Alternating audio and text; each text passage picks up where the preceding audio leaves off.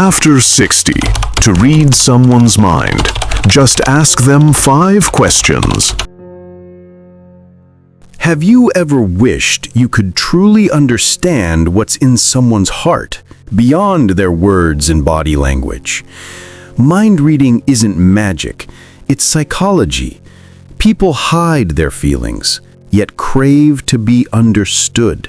That is the key to connection. This isn't manipulation, it's about forming real bonds. As Socrates said, knowing yourself is wisdom, but understanding others is just as crucial. Skip the small talk. Dive into what matters. See the person behind the surface.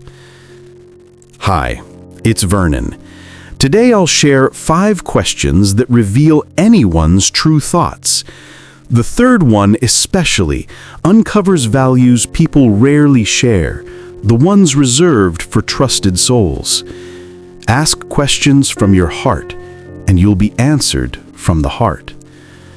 Before diving into these powerful insights, like this video and subscribe to this channel for more wisdom about love, relationships, and emotional intelligence after 60. Your support helps me reach others seeking this understanding.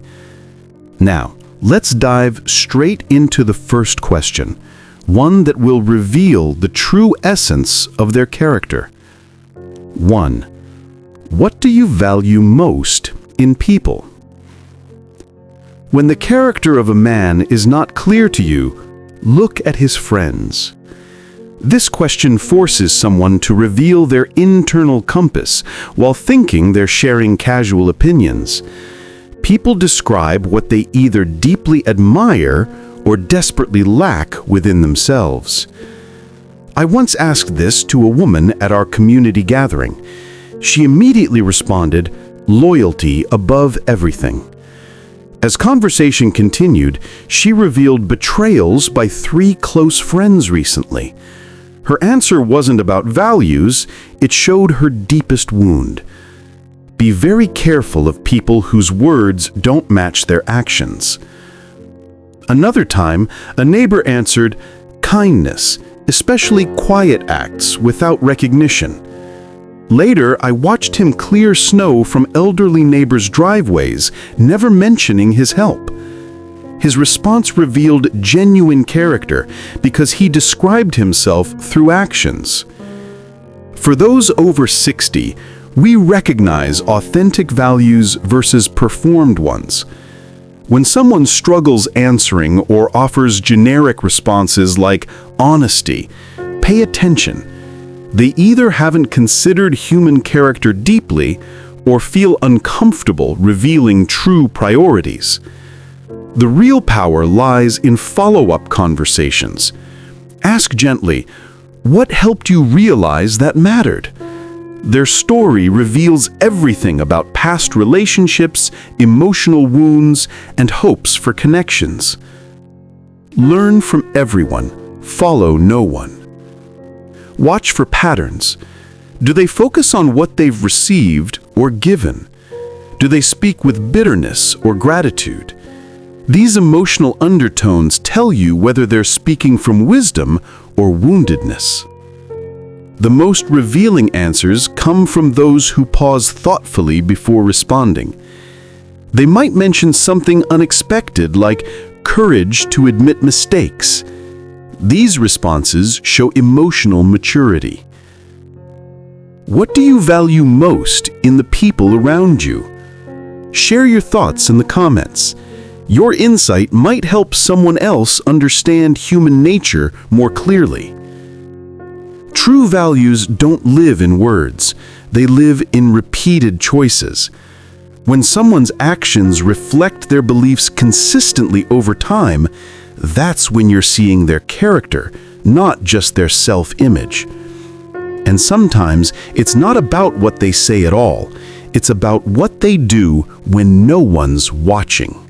2. When was the last time you were truly honest with someone, even if it hurt? Words may lie, but actions will always tell the truth.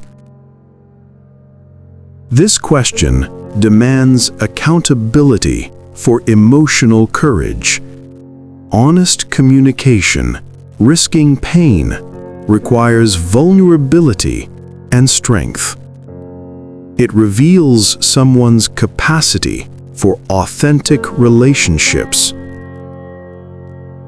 Those with emotional maturity can recall specific moments, perhaps telling a friend difficult feedback or confronting family dysfunction.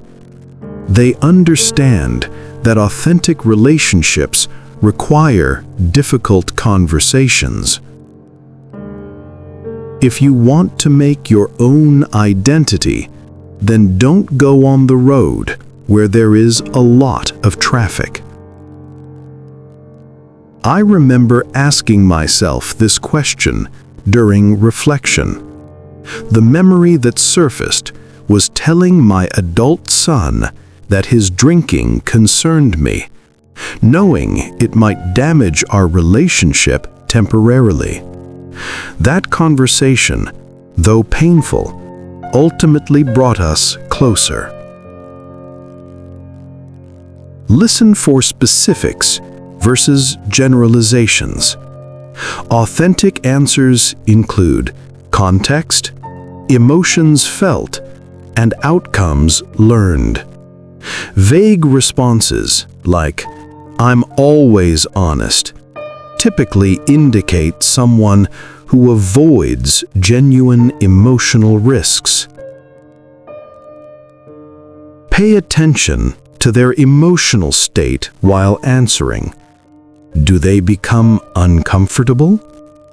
Are they proud of their honesty or regretful about the pain caused? Honesty often doesn't come easily, especially when the truth has the power to alter relationships. It's about choosing courage over comfort, even when the truth seems like a heavy burden to bear. The ability to face and speak uncomfortable truths shows how much someone values the relationship and whether they are ready for growth or stuck in avoidance. An angry person makes a fool of himself very quickly. The healthiest responses acknowledge the complexity of honest communication. They might say, "I had to tell my friend her negativity was affecting our friendship. It was terrifying, but I spoke from love, not frustration." If that makes you reflect deeply, wait for what comes next. 3. What does love mean to you now? Everyone is a moon and has a dark side which he never shows to anybody. This question reveals whether someone understands mature love, peace, respect, partnership, or still chases validation and infatuation patterns from younger years. At our age, love should mean something different than it did at 25 or 40. We've experienced enough to distinguish between genuine connection and emotional dependency, between companionship and possession. Listen for responses mentioning mutual growth, comfortable silence, shared values, or supporting each other's independence. These indicate emotional maturity. Kindness is a language which the deaf can hear and the blind can see. Be cautious of answers focused on excitement, constant romance, or completing each other. These often signal emotional needs that create relationship instability. Someone emotionally healthy might say, Love means choosing someone daily, especially when it's difficult. It's showing up during their worst moments and celebrating their victories without jealousy. Love at this stage isn't about seeking constant validation or chasing fleeting passions. It's about finding peace and comfort in the presence of another person. The true measure of love at this point is in the quiet support, the small gestures that say, "I'm here for you," and the mutual respect that allows both individuals to grow independently yet together. The most revealing answers acknowledge love's complexity at this stage of life. They might mention how grief has deepened their capacity for love, or how wisdom has helped them love without trying to control outcomes. Remember that your children are not your own, but are lent to you by the Creator. Watch for those who deflect with jokes about marriage being work or love being overrated. This cynicism often masks hurt from past relationships and fear of future vulnerability. Share this video with friends who might benefit from understanding human psychology more deeply. Not every answer reveals honesty. Some reveal more through silence than words. 4. What truth are you afraid to face? Never tell anyone what you are doing until it's done. This penetrates beyond surface presentations, touching regret, responsibility, and hidden emotional wounds that shape current behavior.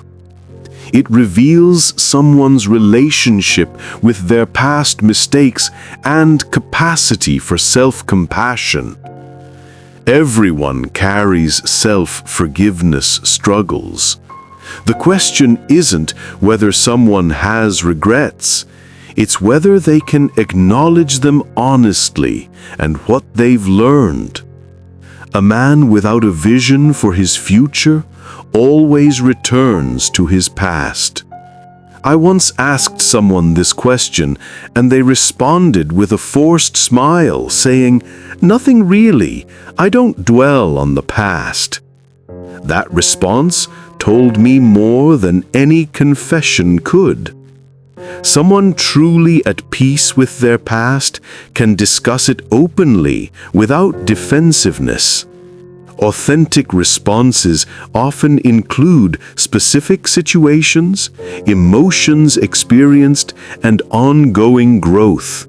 They might say, "I never forgave myself for not visiting my father before he died, but it taught me to prioritize presence over perfection now."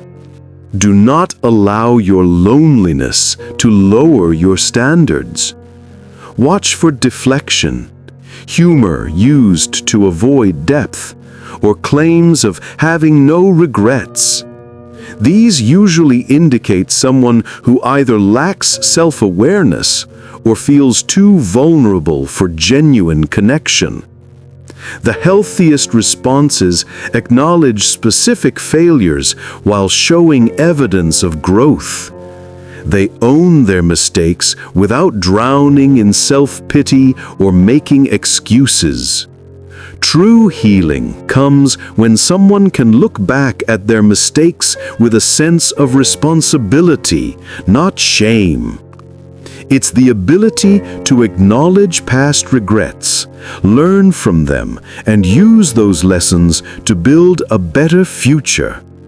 When you face your truth, you stop being defined by your mistakes and start being shaped by your growth. 5.